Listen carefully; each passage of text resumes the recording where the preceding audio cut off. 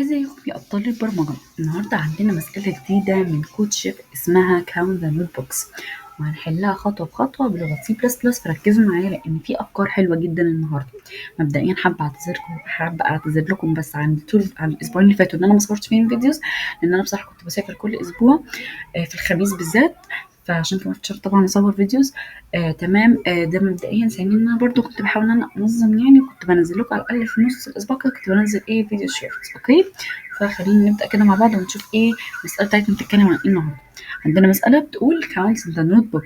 يعني ايه؟ يعني عدد الكشاكيل او نعد الكشاكيل.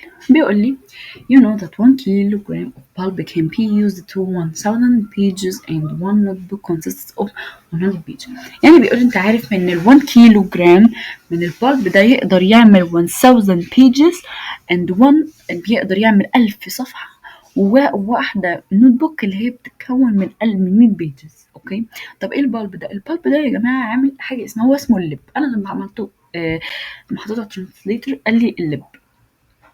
فاللب ده مش اللب اللي بالاسبازو، اللب ده حاجه كده بيستخرجوها من ورق من الشجر، بيعملوا بيها الورق. انا لما حاولت اجيب لكم عنه صور قال لي جاب لي صور لاسنان، الاسنان بتاعت اسناننا، فانا ما عرفتش اجيب لكم ليه صور خالص، حتى اوريها لكم.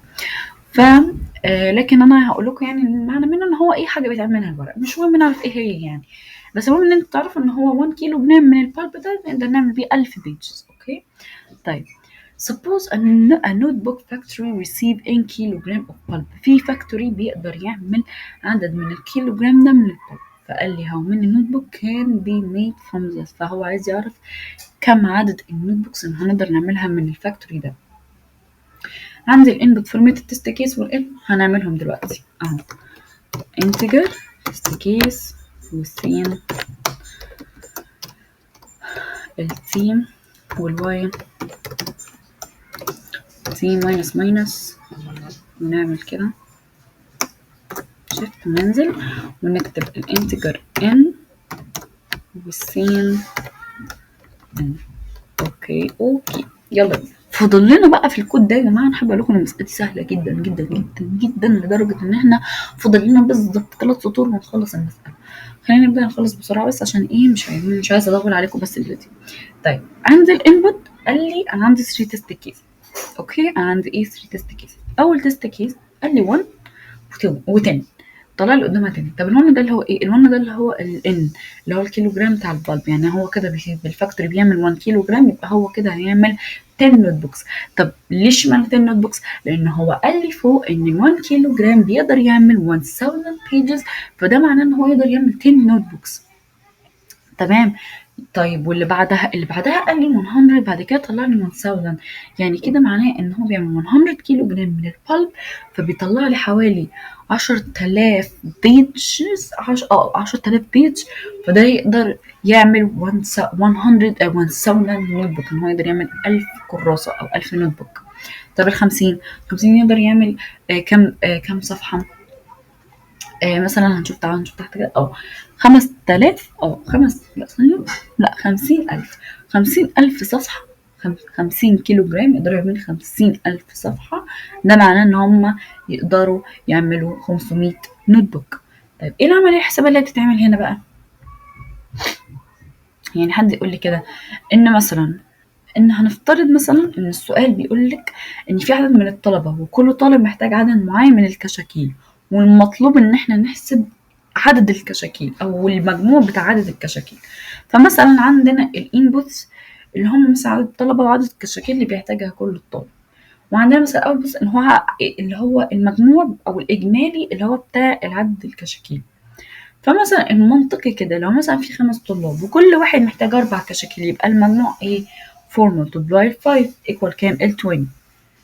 طيب الموضوع بقى ان هو عايزنا هنا الفكرة بقى البرمجية هي في الموضوع ده كله، ان هو عايز ان احنا نقرأ المدخل اللي هو الانبوت من اللي هو المستخدم هو اللي هيكتبه، اللي هو عدد الطلبة وعدد الكشاكيل ده بالنسبة للمثال اللي انا بقوله، وان احنا نعمل عمليه حسابيه ان احنا نضرب فيها او نجمع ونطبق بعد كده الناتج. انا كده شرحت المساله، يعني احنا دلوقتي نقدر نحل عادي جدا.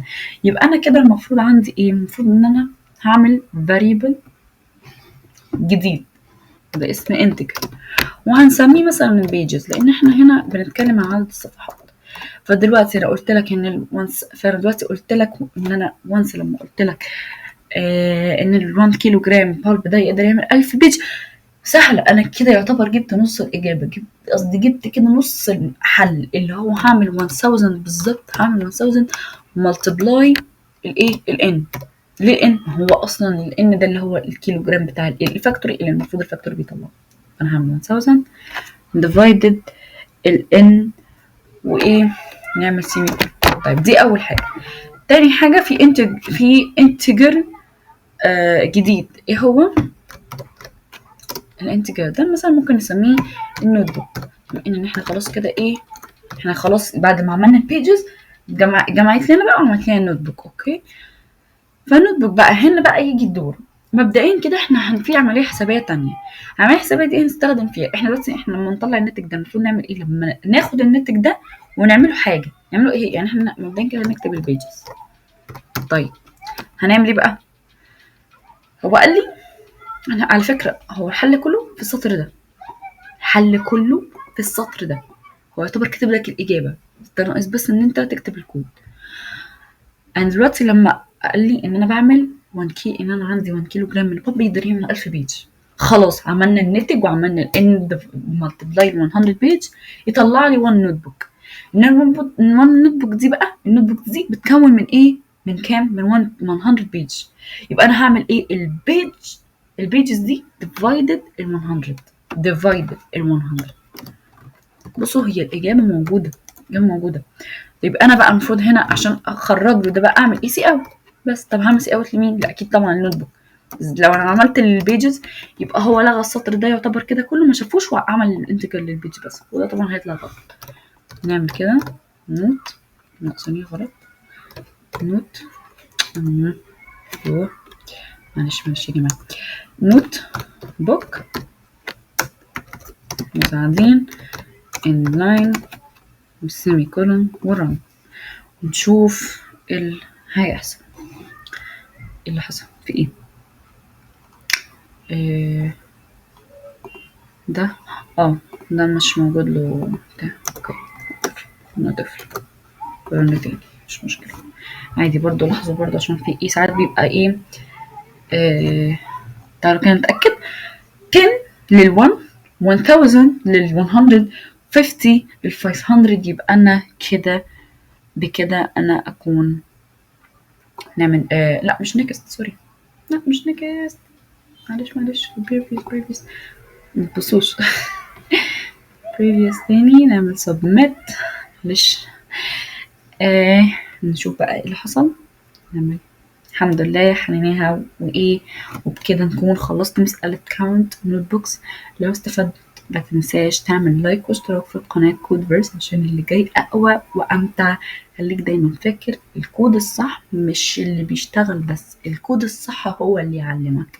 يلا باي باي.